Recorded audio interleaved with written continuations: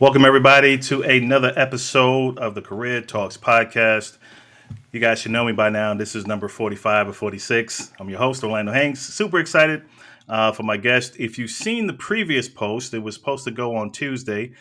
We had some technical difficulties, but Debra was super gracious enough in her travels to still make it work today on Thursday night. So I'm glad she was able to join me tonight. So before we get started, let me just say thank you to our sponsor of tonight's episode, which is Agape Career Counseling Group, led by, again, a good friend of mine, Debra Russell. You can find her information on agapeccg.com. She does HR and small business consulting as well, but definitely you want to check her out for your support. And she is located here in the Florida area. Also, for the first time, want to share, if you've seen the post, my partner and I, Karen Turner, we are launching a career accelerator planner. So the episode going forward will also be sponsored by our own career accelerator planner, which will help 9 to 5 professionals really track their performance, their projects, their contributions, as well as their value when it's time for those key conversations. So look forward to that. We're going to go live with pre-orders next week. So please support us. And again, my partner is Karen Turner for the Career Accelerator program. A little bit of a tongue twister there. So without further ado, I want to welcome the founder of Your Career Design Lab. She has been featured and spoken at some major institutions such as Penn State, University of Florida. She has a phenomenal track record of helping folks become bolder, not older. So if you're over the age of 40, 50, 60, and you're just confused on what to do with your career, this is the woman you want to speak with. Let me have Debra Cooper join us tonight. Hi, Orlando. Thanks so much for having me. How are you? How are you? I'm really good. I'm really glad to be on here with you tonight. And, I just really appreciate all the technical things that we went through, but I'm really excited to be speaking with you tonight. Awesome. Glad you can make it. Glad you can make it. And for folks that are watching, please go ahead and say hello, where you're from, have any questions for the topic. And for Debra tonight, I will fill those out to her. We can see them in the feed. But first and foremost, share with folks more about who you are and what you do. Sure, Orlando, I'd love to. And I really hope that people come with some really good questions tonight because this is a really great opportunity. Basically, over 30 years, I have owned and operated my own public relations and marketing company in a variety of businesses: fashion, beauty, luxury, business to business, you name it, I've been in it. But about 3 years ago, I had some friends calling me and they're like, Debra, Abby has an internship at this place, what should we do? I'm like, well, have her speak to her boss. And she's like, well, she can't do that. And I'm like, oh boy. So I just knew there was a little niche there as a serial entrepreneur that I am. I thought, there's a little niche here. But what's been so interesting to me, Orlando, so just to go back, I started Your Career Design Lab.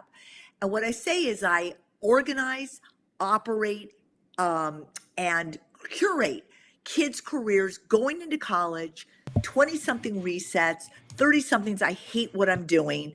Like I can't take it anymore.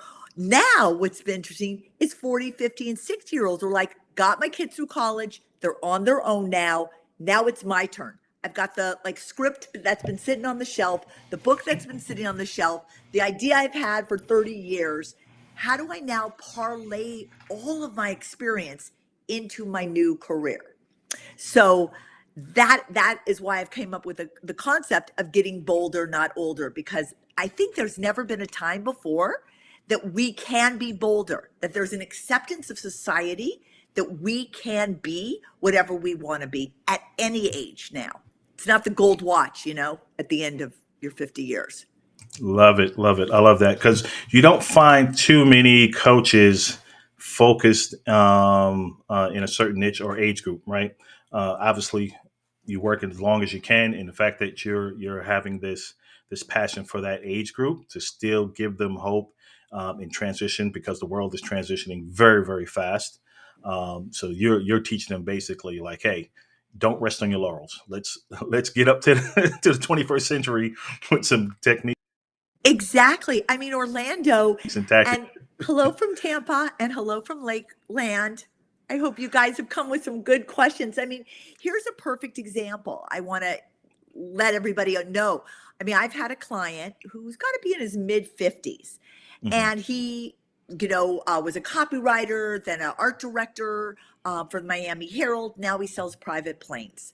And he's like, I can't basically take it anymore. Do you know what I mean? I've Hmm. always wanted to do women empowerment movies. I've always believed in film or whatever. We crafted a story. I'm a storyteller. As a public relations and marketing person, that has been my job for 30 years, is to create stories for other people so that they could be on the Today Show and Good Morning America and CNN and New York Times, etc. We crafted his story from his background, where we were able to, he had an idea for a script. He did the script. I was able to open doors for him in the entertainment business because that's one of the parlays that I'm able to do. And Hmm. now, within 1 month, Orlando, we are now sold it to a production company. We're with a Wow. production company that is selling it to Hulu as we speak. What? That's correct. Within 1 month, we just had a meeting. He goes, I thought I was in Entourage. He goes, I used to watch that show all the time. He goes, Yep. Deborah, I felt like I go, I know. Do you know, Amiel? That's what I felt like. A month ago, you were dreaming this. Today, you're living it. Wow. Wow. Holy Yep. cow. That's pretty, that can be pretty big. That's life changing for folks. Yeah. Absolutely. No, and it's definitely going to happen because they love the idea. It really embodies what the world's about right now. So it's very cool. I had another woman about 67 years old, just lost her husband, had an estranged daughter, was really at her wits' end. And I cultivated a sense of confidence in her and brought back her to life. She had opened up a store on Rodeo Drive, but like 100,000 years ago. She owned a store on Montana and Santa Monica 100 years ago, and she thought she was out to pasture, but she was very creative. I Mm. happened to know somebody in Malibu who was redoing their home. I put them together. I opened the door for her. I told her how to step into that door. She just landed a $250,000 interior design job, the largest, amount of money she had ever made in the history of her life. Awesome, awesome. And I want to bring some context to Janine and Marion. Thank you for Yeah. joining, and whoever's watching this is that with the topic how to become bolder, you're doing it across the board for life. It's not just career related, but it Oh, spills into their life, which can be career focus. So this is holistically an approach you have to doing this. So let me ask, um, where did that happen in your life to where you said, you know what, this is what I need to do? well, I do have a story around that. And I love what you just said, Orlando, because what I do for everyone is to go back to that sense of yourself. I have actually on my website, people could go to www.yourcareerdesignlab.com, and in it is a downloadable free PDF and what I call the to-do list. And the to-do list asks 5 proverbial questions. One of them is, what were you doing in your room alone where the time just flew and you were in the flow, you were in your passion? It could be playing Barbies, could be Legos, it could be pretending you were teaching something. Therein lies your passion that then got thrown on dirt of, what are you going to do in life? Where are you going to go? What's your GPA? What school are you going to go to? What do you want to be when you want, all of that? Forget all that. It is in those moments, and that's where we craft it. For me, I know I've said this, but it was when I was 12 years old, and I guess I was watching the Beverly Hillbillies or something. I don't really remember, but I think it was that. And it just in my mind just thought, those people look like they're having a really good life. I Mm. want that life. So I did a whole PowerPoint presentation before PowerPoint, may I just say, on cardboard to my parents of all the reasons why maybe perhaps moving to Beverly Hills, we were in a suburb of LA, might be a better life for all of us. Better schools, better restaurants. Like, I don't know. I don't really remember what I did. But the point is, we did end up moving about Mhm. 8 months, a year later. And in that moment, I said to myself at 12 years old, wow, you have the power of persuasion. Mm, I made my parents pick up and move by persuading them all the cost benefits of perhaps moving to a place like that. And from then on, it really has been my superpower, if you will. It's just to hmm convince hmm people, and it's not from me, but it's for them. You can have a better life. You just got to tap into your own superpower. So let's unpack some of the techniques you're using because you mentioned Mm. two powerful ones. One, the person selling a big production deal or Uh in huh. the talks of that, and then one got a big interior Interior design design job. contract. So who are kind of coming up against this wall of becoming bolder. Um, what is like step one to start peeling back those layers and uncovering, their true self? Well, I have a whole program, and the program starts, as I just said, with a to-do list. And Hmm I can't tell you how many times, Orlando, when we start to really go through that, like somebody called me a professional therapist. Just got to say, that kind of fits it. And we go back into those moments, those times where you felt joy, where you felt happiness, hmm where you felt passion, but people said, you'd be really good at this. Why would you be doing this? So it takes a little bit of time, but it's like excavating. It's like chipping away at a beautiful antique vase. And so I chip away at what were those times. And I can't tell you 9 out of 10 times people will go, it's like, oh, I could have had a V8. It's like, oh, I forgot when I did that, or that puzzles, like now I'm in, engineering because I love doing puzzles. For some reason, as we grow up, there's a disconnect of who we are at our soul level, if you will, and what we become in life. So we do that. Then I ask the proverbial questions that every potential employer asks, which is, Mm, what are your strengths? What are your weaknesses? And again, it's very interesting because I get them to see, well, I just graduated from University of Florida. I have a 4.0 GPA. I really enjoy it. I'm like, oh my God. Like, I go, the wall will be going up on any employer. hmm And from the to-do list, we craft a story. For instance, there was a girl I worked with. She was in sales and she was doing the same thing. I go, oh, so Sophia, first it's always, tell me a little bit about yourself. And I like to create a rapport. So connection and rapport is essential when you're interviewing. It's not about what you did so much, it's who you are. Even today in post COVID, it's, do I like you? Do I want mm, you to work here? Are we going to hang out and have a beer after? Like, are you somebody I can really gel with? It's no longer going to be sitting in your cubby and I don't have to see you till Christmas, till Christmas time, till the Christmas party. So then I take through the proverbial questions and we craft 4 or 5 stories around those questions. And I can't tell you how vibrant and exciting they become because it's like what Maya Angelou said, right? People will forget what you said, people will forget what you did, but people will never forget the way you made them feel. I hmm make people feel something about themselves so that they can then articulate that with confidence and conviction. That's great. So I want to dive in because this is the second time you said you craft a story, and at the top Yeah, of the call, you said you're a storyteller. So how important is for us to tell our story? it's everything. It's absolutely everything. Like, why do we watch Netflix? Why do we watch Hulu? Why do we read books? What are they? They're stories. So, why everything we read the paper? That's a story. So, why is it that we, if we're going for a job, if we're going for an interview, if we're trying to talk to someone, if we're trying to ask something, we can't tell our story? Why do we think our story Right. is not important to anyone? It is the way you make connection. And with that, so with the storytelling piece, how much time are you spending? Because my assumption is, and correct me if I'm wrong, your clients were all kind of clueless in essence on, being bold enough to tell our story. We kind of go through the generics of explaining who we are and our talents versus the story Oh, piece. How much time does it take for you to unpack that to be like, here's your worth right here, and That's putting exactly that right. together. Yeah. What is that process like? It's 2 2-hour sessions for the first 2 weeks. So it's 2 2-hour sessions the first week and maybe one more the third week. Because then we continue, that's just from the to-do list. Then we start with, and I go through literally the 38 proverbial questions that everyone will ask Wow. you in any business.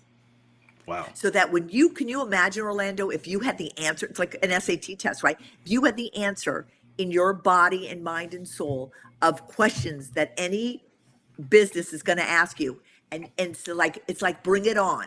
And rather than in your head going, oh my God, did I answer that right? Oh, did I have that on my resume? You just kind of sit back and you go, so glad you asked that. In fact, it's really interesting. Do you see the difference? You just smiled. Because you're prepared at that point after going through what you're talking about in your program. At that point, you're waiting for it. You're like, I'm coached up. I'm ready to go. I'm confident now. I'm bolder to knowing what you're going to ask, and I have the answer. So my question too is also uh, with backing the layers of becoming bolder too. Is what are the common themes Mm. that you're seeing? And I ask this a lot because I want to understand what coaches and everyone is seeing out there with their clients. What's some of the common themes that you're seeing across the people you're coaching? I am seeing not feeling good enough, Mm, imposter syndrome. Why would they give me that job? Why should I? And a total, so I could go, that's why I say it's like a professional therapy because hmm. I mean, I had somebody who's going for a vascular surgeon to become a vascular surgeon. He did all the Wow. schoolwork and stuff. And so I guess you get picked by like one school, they pick you. So it's really important. He told his story. And as I was trying to excavate it, I was like, Eric, you've done so much, but like there's this disconnect. And he goes, I have imposter syndrome. He Can you, outwardly said that. he actually said that. So I'm an NLP professional, which is neuro linguistic programming. And I rewired that part of his brain that felt that way. And Mm, we were able to craft it that if the hospital something said, well, what is your weakness? You can say I have imposter syndrome, but here is how I've used it to my benefit. When I operate on a patient, I just don't let them be. I will go back. I've been invited to people's weddings. They ask me to do their children, their grandchildren, their whatever. So for me, I wear it as a wow. badge. Do you see the Wow. difference? Yeah. Yeah. Holy cow. Yep. Yep. So, So oh, go ahead. no, I was just going to say, so it's all of taking all that limiting beliefs and rewiring them to believing in yourself and your value. Wow. Yep. That's true. That's true. That I didn't even know about the linguistics programming part of your specialization. So let's dive into that because that's something that it sounds like you're going deep into the brain to Yep. unpack some things that we've put away, stored away, locked away for whatever reason. What is that process like? Well, that's why I say it takes 2 2-hour sessions the first Mm-hmm. week Mm-hmm. because we have so many barriers to ourselves that it's really actually sad. It's, it could be trauma, it could be so many things, it could be bullying at work, it could be toxic work environments Mm-hmm. that people hold on to. I recently worked with a girl who wanted to be like a change agent, and it was interesting when she did the to-do list, it was very superficial. When I got into her, Orlando, I found out, to be honest with you, she had been sexually abused, she had Mm. been in toxic environments, her family was chaotic. Ah, no wonder she wanted to be a change agent in a company, like in a healthcare company or insurance companies, where it's like HR, where they try to, they work with all the people to make sure everybody's happy and whatever. That came from her background. That was in her DNA. That's not something she studied at school or took like internships on. And do you see how making that connection? She was hiding that back, like, well, I don't want to be talking about that. I go, yeah, you will be talking about that. because that's a mandate. That's a passion of yours. Wow. It sounds like the compound interest effect where Mm, things in our past, present, that are just compounding and that we're not dealing with. Like so many people, so all of us at some point, including myself, we deal with or don't deal with, should I say, these things. And like you said, that one individual outwardly said, "I have imposter syndrome." Like the level of awareness to know that, and then confidence to say it and be open to working with you to correct it is huge, right? huge. That's huge. What is Those are some? the Go people ahead. I love. I'm sorry, Orlando, but No, you know, no, go those ahead. are the people I love the most. That and look at this is what it's all about in life. It never before really in history, we need to own our vulnerability. Mm-hmm. Vulnerability is the key to opening up communication in the most authentic way. You don't walk into an interview or whatever with all this armor. You know, you want to be truthful from your story, but how you overcame it or what you've done in your life from that point. So, talk to us about the older piece. How to Mm. become bolder, not older. Where does that come from? Well, what it came from, it was really this woman who had called me out of the like clear blue. In fact, it was funny. She kind of goes, "Well, what do you do?" I go, "You called me." She's like, "What do you mean? What do I do? Did you not like look up?" And we just hit it off from the beginning. And I felt her desperation. I felt her thing, you know. And she's just like, "I just don't have the confidence. I don't have the confidence." I go, "Here's what you're gonna." I was like literally holding her hand. So when you go see the people in Malibu, you're going to bring all these different books like Restoration Hardware. You're going to talk about how you came from a dairy farm. I mean, this really sold it, to be honest with you. She had told Mm, me that she came from a dairy farm in like Iowa or something. I don't know. And she wanted to bring beauty into homes and the serenity that she felt when she'd take her horses down by the stream. I mean, like it was crazy, right? And I said, "You're going to use it." She goes, I can't talk about that. I go, "Yeah, no, you are. You're going to say, I understand what your home needs. You want a place, you guys travel a lot. So when you come home, you want peace and serenity. And I bring in a lot of Asian pieces that bring Zen." And I had her talk that talk, and we do role playing. It's like being an actress. And they loved that because all the other people were coming in. "I'm a Beverly Hills interior designer. I'm this, I'm that. I've been in Architectural Digest." That's not what they needed to hear. They felt her authenticity, and that's why they hired her. mm. So, with you not dealing with just the traditional career coach, um, items, you're going deeper, and then with your linguistic background, I'm sorry, is Mhm. that good? Right? Yeah, the So, NLP. NLP is that why? So, I want to get your opinion on just why do you think, again, your opinion, we suffer with so many of these, again, now coined imposter syndrome and not feeling worthy Mm. type blank, jackets that we put on. Like, why is that? You know, I think that I could go into a whole thing right now, but I think it's our society. I think it's the way we raised our kids Hmm. and the way society raises them.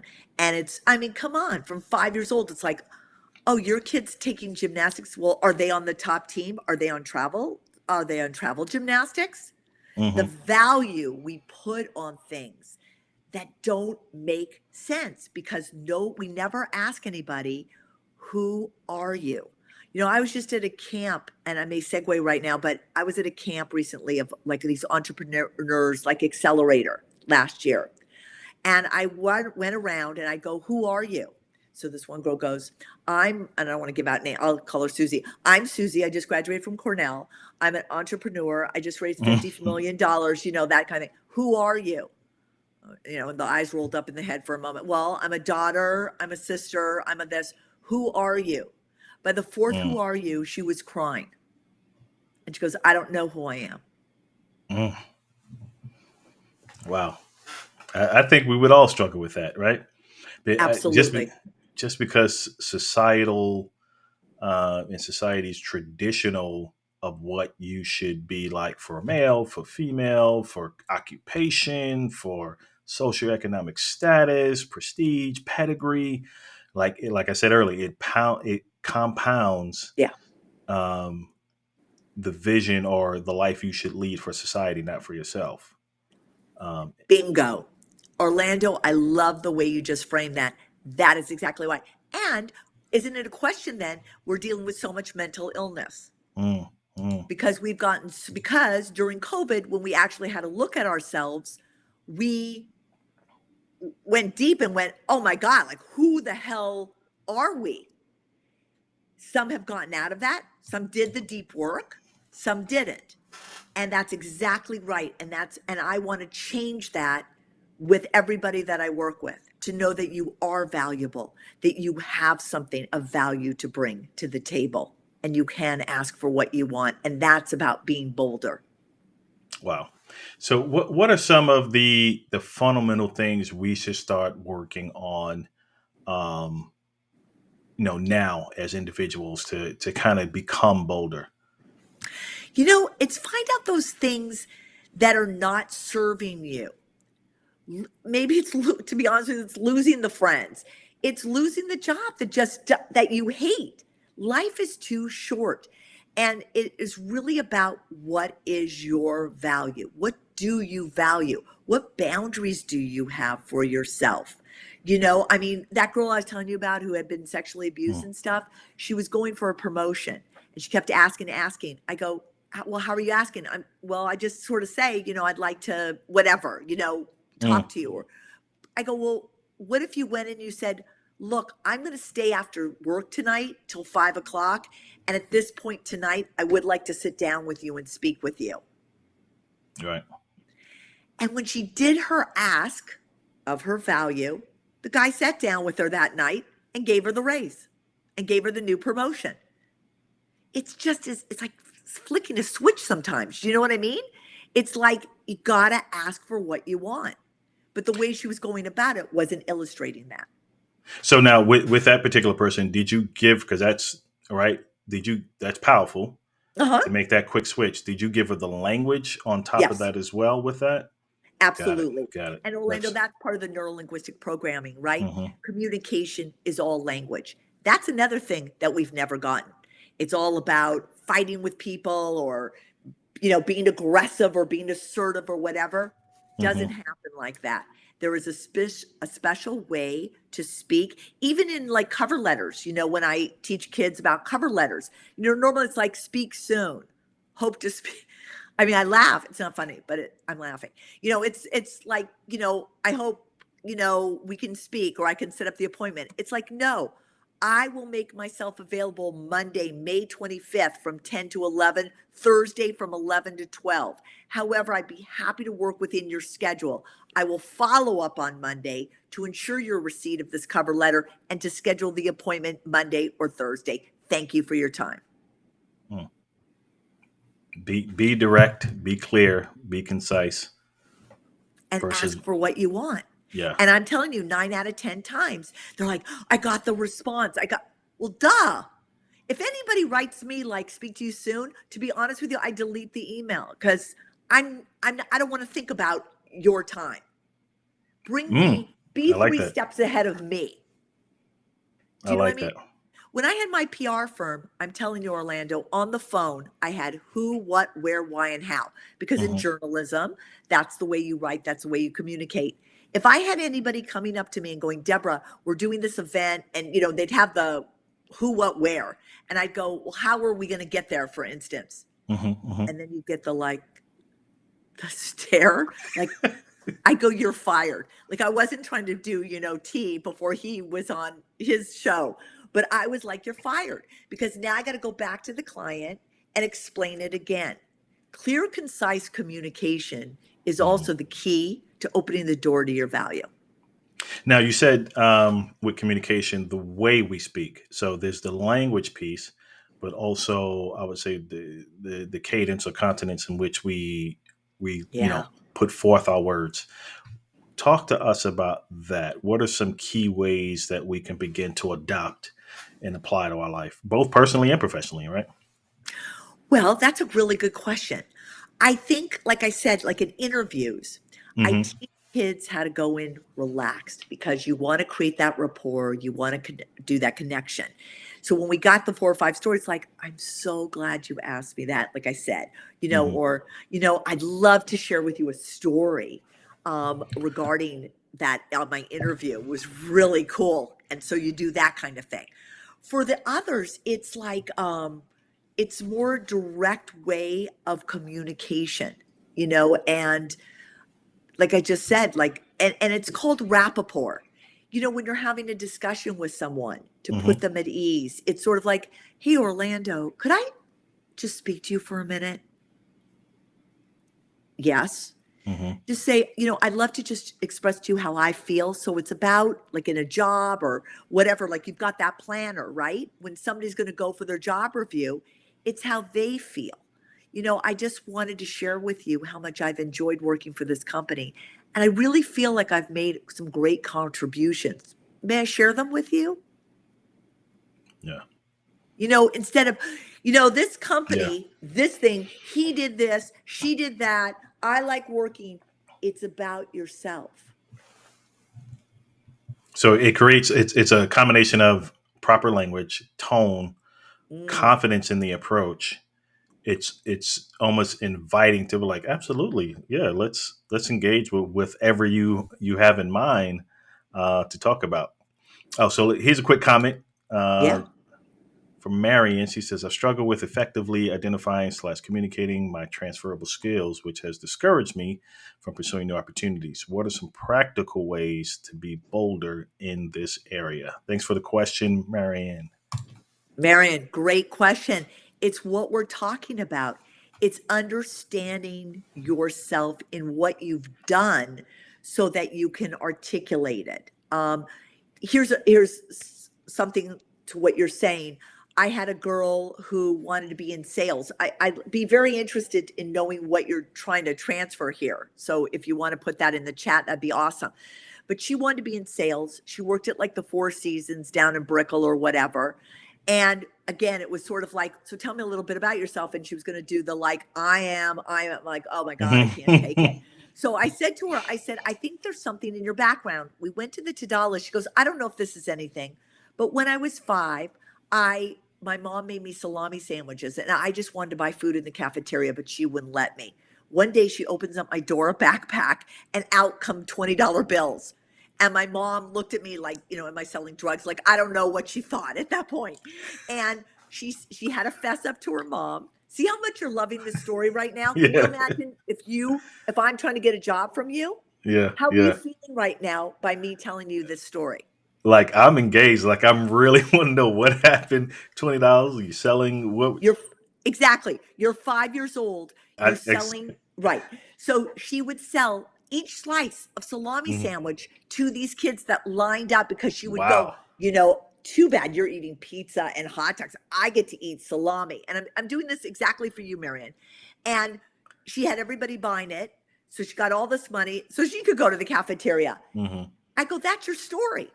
Every job we set up for sales, when they said, tell me a little bit about yourself or what are your Hmm. strengths, either one of those stories would have worked for those 2 questions. She got hired on the spot because that showed at 5 years old to be able to have that thinking. Hmm. You don't Hmm. teach that in school. That's not, being taught in school. That is coming from you. And she did. She got all 5 jobs and she loves what she's doing now. Quick comment on that, and then we'll bring up Marion. You're saying being a trainer. What type of trainer? Yeah, If you what can be a type of little trainer? more specific. But in that story that was engaging, most folks would not think to go back that far. They're only thinking career, most recent employer, current employer. Boring. We never think, and I've been in this 20 years. We never think to go back to a personal, potential childhood, midlife, whatever story that kind of that would you can bring forth to say, this is what shaped and molded who I am today. That's very Exactly. interesting.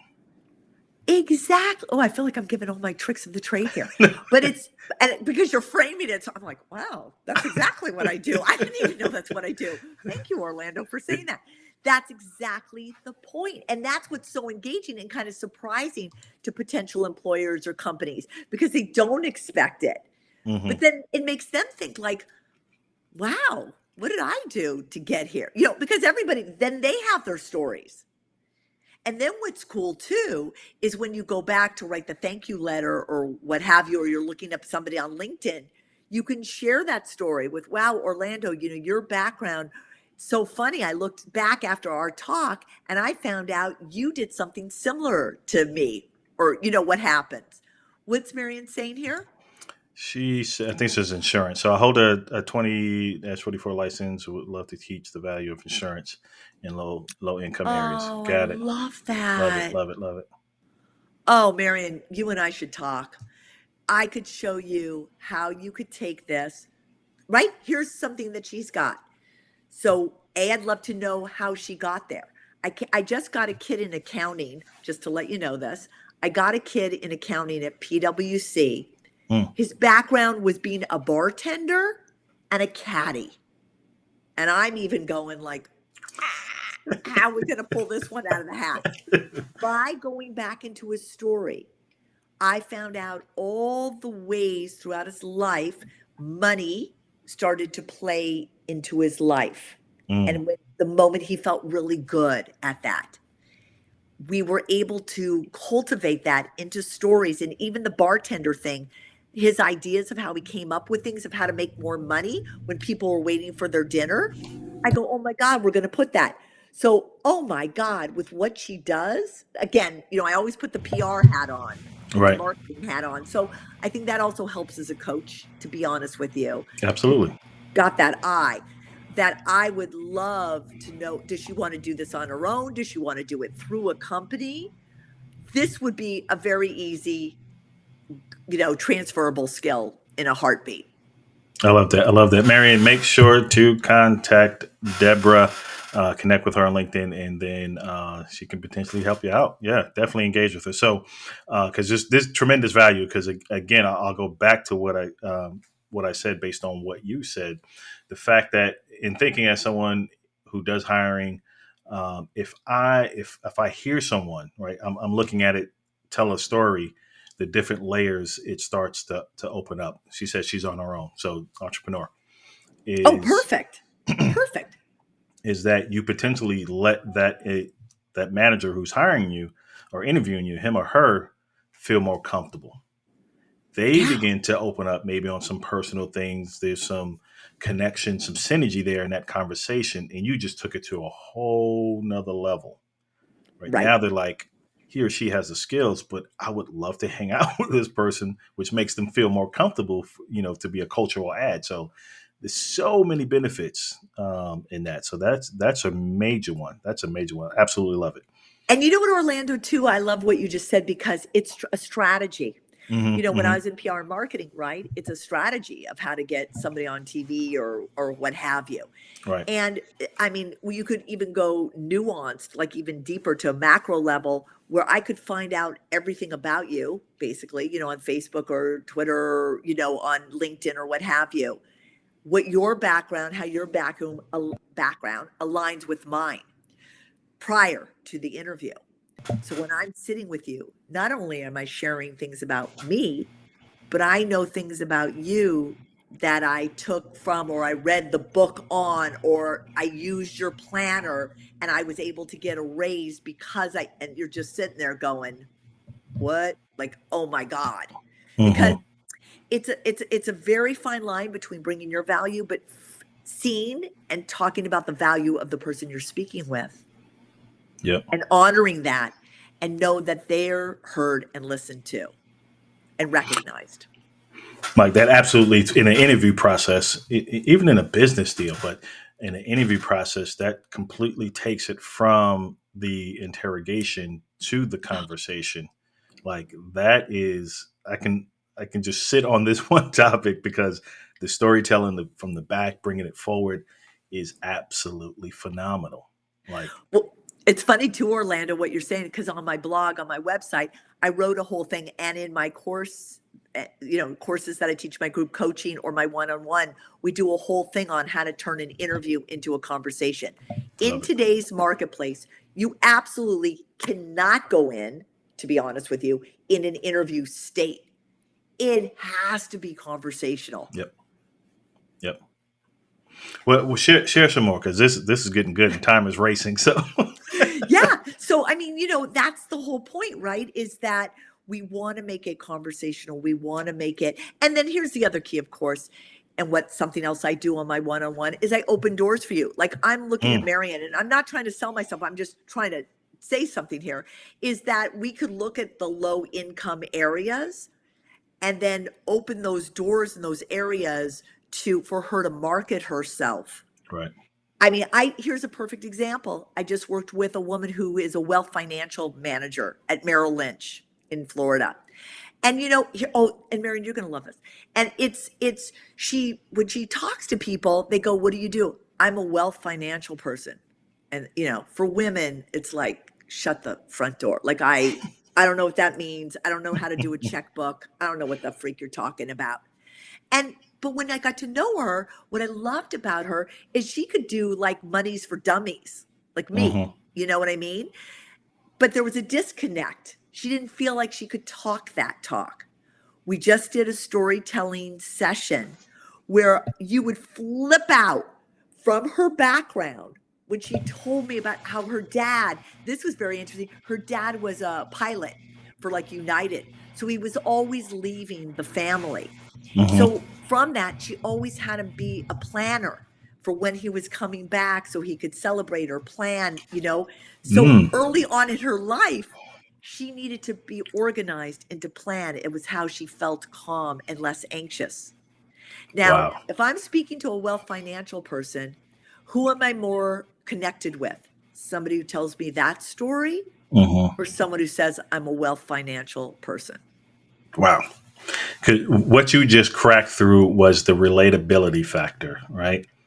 That, like, I'm almost at a loss of words because, again, with the storytelling piece, but I think it's specific to how you, Deborah Cooper, are crafting it from Yeah. these people's background. I can't give someone those kudos who does this, but we're talking about it, so I absolutely back you up in your expertise. It's because how you're explaining it now, like it hits deeper.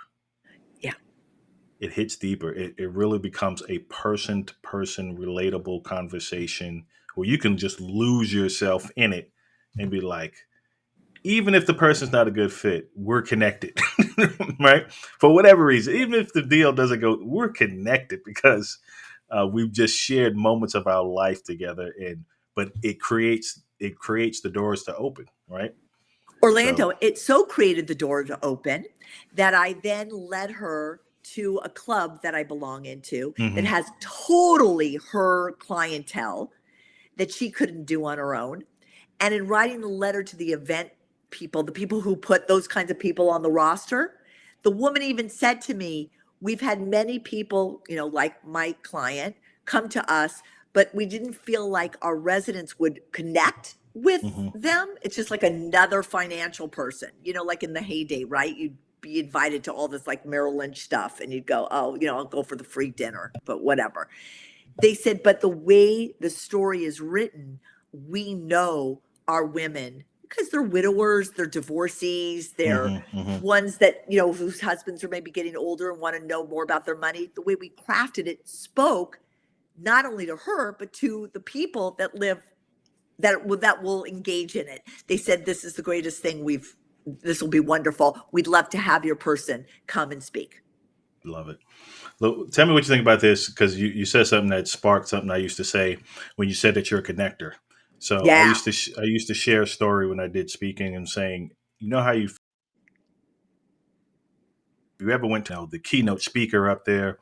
I said it's not so important for you to get connected to the speaker, but find out who put the event together. Those folks are the most connected in the room, right? They reached out, they made calls and relationships to bring all these folks together.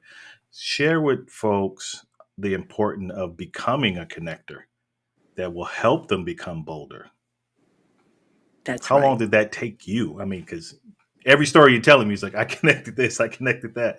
Like that's a lifetime of building relationships. Well, and you know what? That's why I'm able to open the Rolodex to someone like Marion, to so many people. I think that's kind of my edge as a career coach as well, Hmm. because, it's the old adage, it's not what you know, it's who you know. And in this marketplace, nothing is more. Look how we got connected. Right. I literally called Akeem. I go, who are your four best podcast people? I want to connect with them. I have something to say. We had our little discussion. You felt I was worthy to be on, and here we are. And so a connection is, I don't, I got to be honest with you. It's kind of a superpower. Yeah. I've just always been, well, now as we go back to my father was always asking questions of other people. We'd be on a train, a plane, an automobile. It's like, hey, what do you know, just always talking to people. And my embarrassment, like, why do you always talk to everybody? It's so embarrassing. But of course, I'm whatever, the same. It's a genuine, and I have a genuine interest in other people's stories. And then I just have this ability, I mean, it's 30 years in public relations and Yeah. co-marketing Yeah. and whatever. It's just being able to see, oh, you'd be really good with that person and that person. And I just love win-wins. I just That's love huge. seeing people win. So it's always wonderful to do that because it is a unique talent. And I'm not touting Hmm. myself. It's just something I No. love, and I happen to be really good at it. Yeah, I mean, it does. It is a superpower for you because it does take a special person to be able to pull something out of another person, but then to add value to it, right? There's a difference. You can, that old saying, you can share some things with strangers that you would never share with some people but it's one thing to get the information, then turn the information, That's give it right. back to them, and say, "This is a win for you," and empower them to use it. That's a completely different talent than just feel comfortable sharing some woes or some hesitations in your life. But like that's phenomenal. Orlando, that's really interesting that you said that. Again, I love the way you're framing it. Like you're just putting in a That's my nice little superpower. bow. Oh, I love that. I just love it. It's like, okay, let's just wrap it up and put it on bow on it. I'm like, I'll take that gift. But it's interesting. When I moved to New Jersey about, Hmm. I don't know, 6 years ago or whatever, I was a little desperate that, like, I realized early on that the suburbia was not for me. And I was desperate, to be honest. I was like really losing it, very depressed. And so I said, what can I do? And I created a thing called Daycation Today, which Mm. was to, for my own self, I found out that, I'd say, the 15 close towns, like they've got Chatham and I don't know, Summit, New Jersey. There were all these different things, like about anywhere from 15 minutes to a half hour away from where I was in New Jersey. And I called all the companies, it could be nail places, yoga places, whatever. And I'd say, what are your downtimes? And they'd go, let's say 12 to 2. I go, if you give me appointments, I will bring you 10 people. So just like what we were talking about before, Well, here I take a business, I'm going to service them with the members that I'm going to get so that people can enjoy one day out of the month for themselves, because I dealt with a lot of moms at the time. My kids went, my daughter was in middle school. And what I found is people in suburbia, like, they go to Soul Cycle, go to the market, go to the cleaners, and then have to go pick up their kid. And they did nothing for themselves. I mm, wanted that day that you could say, you know what? I had the best day. I went for a bike ride in a hiking thing, or things I would never do myself. So I created a membership called Daycation Today. And then I would send you a letter that said, here's all the things you can do this month. I got all the businesses to give me all the services for free because it became a numbers game. If I brought you 10 people, even though you do them for free, two are going to buy gift certificates. right. Two are going to pay for the next thing. That's better than no people in your downtime.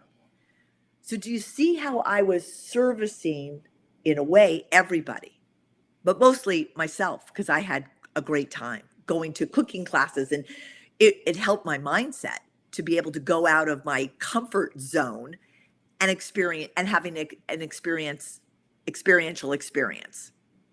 That's good. That's really good. I think career coach doesn't fit you. Okay, you want to rename I me? think too small of a title, and not to nudge other career coaches. I used to do it, and I know a ton of them, but that is not what you do. You're doing something on a deeper level. Yeah, I don't even think life coach fits it. It's a combination of this. This is going to require a new holistic type approach title for you. I'm gonna get back to you on that title. okay, that Yeah, I'm gonna get that's back to you on cool. the title. But yeah, career coach. It's just I think it's too small of a box for you, just based on the worth and the value that you're bringing Mm, to folks there. Because it's like life coaches, and I'm not bashing life coaches at all, none at all, or career coaches. Sometimes that kind of operates in a 5 hour energy shot, right? We come in, do it up, do what we need to do.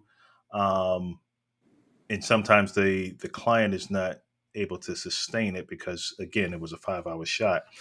Um, you're doing more where it's truly transformational, right? It's yeah, it's it's really transformational because it's a sustainable, you know, what's the word I'm looking for? Just mindset shift too, yeah, emotional shift, right? Which is powerful, powerful. Yeah, that's love it. exactly right. I'm gonna come up with a title and I'll shoot you, shoot it to you behind the scenes. I'm like, here's what I've researched and I think this fits you. I love it. But you're Yeah. right. No, you happen to be absolutely right. And that's what I teach the kids and older people too. When you're talking to people or you're going to that interview, when you're in your head, your whole body, the whole body language is off. Do you know what I mean? And like Hmm. you said, Hmm. it makes them uptight.